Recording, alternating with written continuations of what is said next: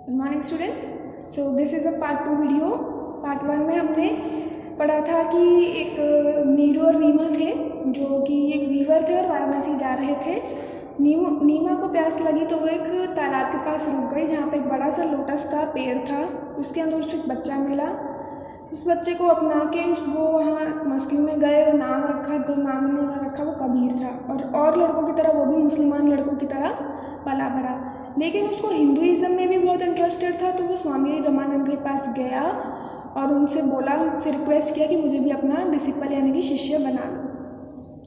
अब जब उन्होंने अपना शिष्य बना लिया, जब वो एक ग्रेट रिफॉर्मर बन गया, कर्मकांड और अंधविश्वास के विरुद्ध हो गया, तो अब पढ़ते हैं कि आगे क्या हुआ। यहाँ तक तो हम पढ़ चुके कि वो कर्मकांड और अंधविश्वास के विरुद्ध था। अब आगे पढ़ते हैं कि आगे उसके साथ क्या क्या हुआ।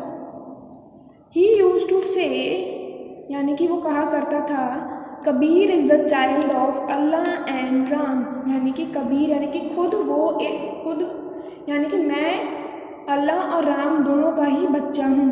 Both Muslims and Hindus complained against Kabir to the emperor.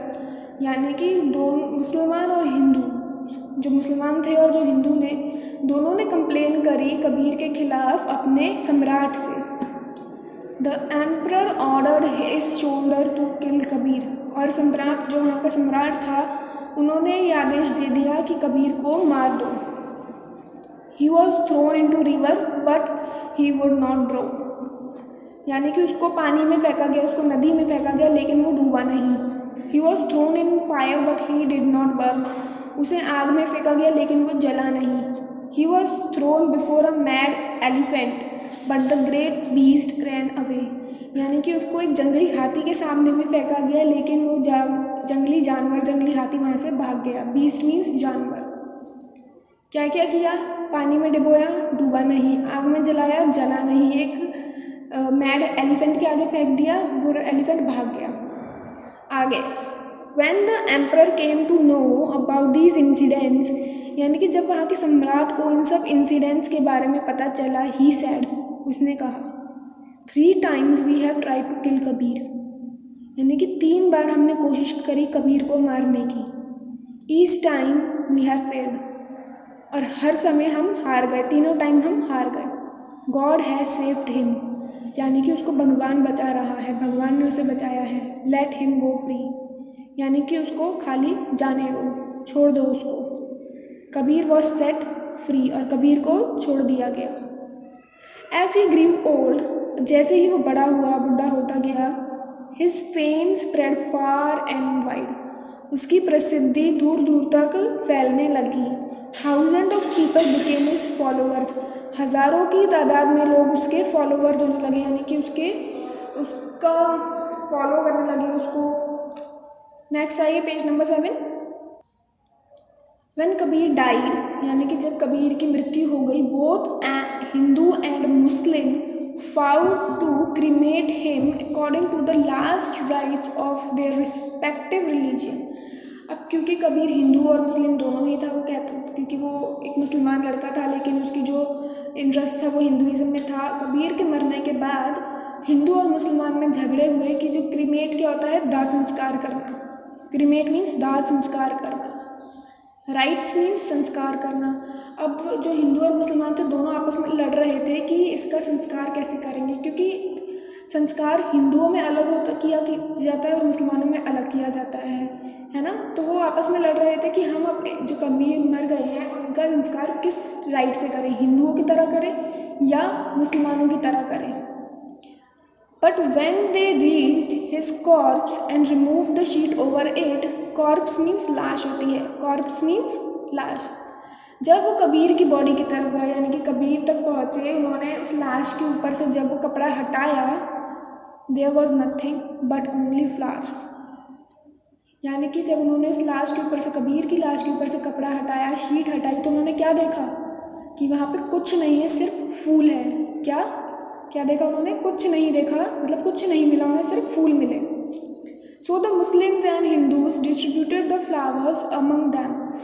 तो जो उनको फूल मिले थे, हिंदू और मुसलमानों ने क्या किया, आधे फूल मुसलमानों ने रखे, आधे फूल हिंदुओं ने रखे। In this way, Kabir proved that he was a child of both Allah and Ram. और इस तरीके से कबीर ने यह प्रूफ कर दिया कि वो दोनों का बच्चा है, अल्लाह का भी बच्चा है, अल्लाह का भी चाइल्ड है और राम का भी चाइल्ड है. He taught us to love God. और उन्होंने हमें सिखाया भगवान से प्यार करना. His thoughts influenced people far and wide from Guru Nanak. यानी कि उनके जो थॉट्स थे वो दूर दूर तक प्रसिद्ध होने लगे.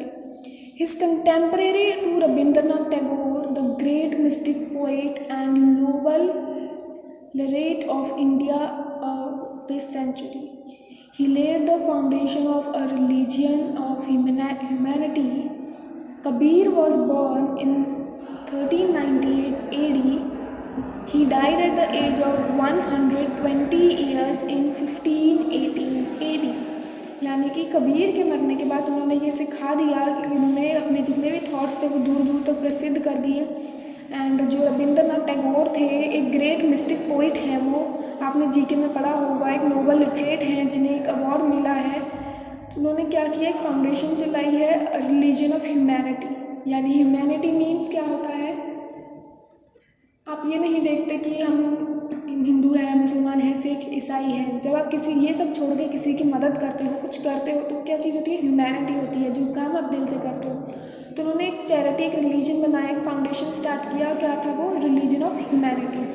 कबीर का जन्म कब हुआ था, 1398 में. और उनकी जो मृत्यु हुई थी वो किस उम्र में हुई थी, जब वो 120 साल के थे, तब उनकी मृत्यु हो गई इन 1580 AD. तो यहाँ पे आपकी जो कबीर की स्टोरी थी ख़त्म हो गई. आई होप कि आपको सबको समझ आई और अच्छी भी लगी हो.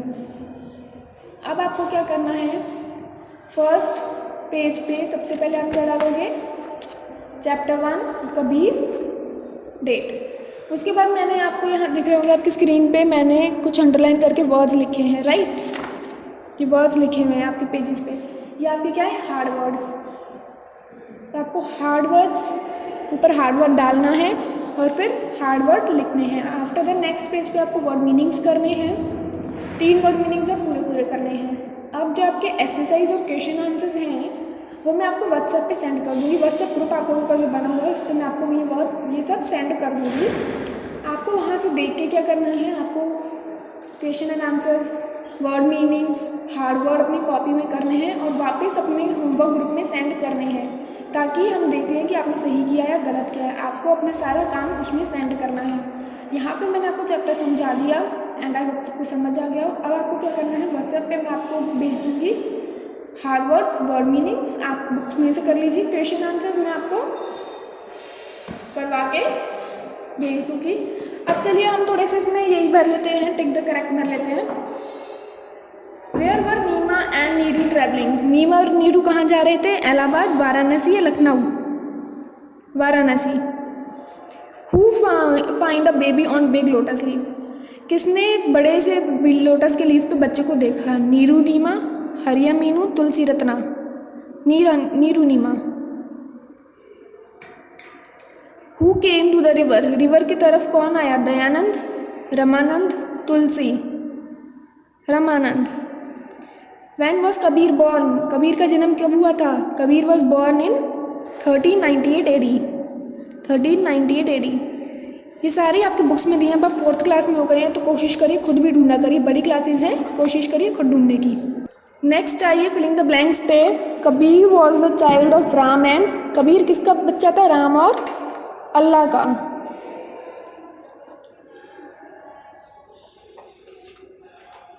Accepted him as a disciple. किसने उसको एक्सेप्ट किया अपने शिष्य की तरह, रमानंद ने.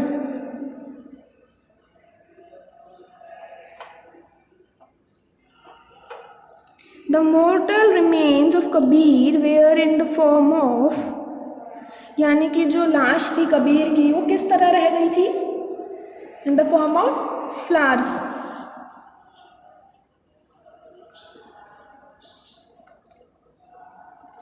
The father of Kabir was. Kabir के पापा का नाम क्या था, नीरू.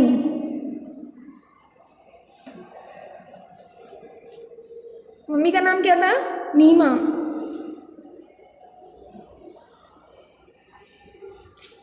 क्वेश्चन आंसर्स मैं आपको व्हाट्सएप ग्रुप पे सेंड कर दूंगी।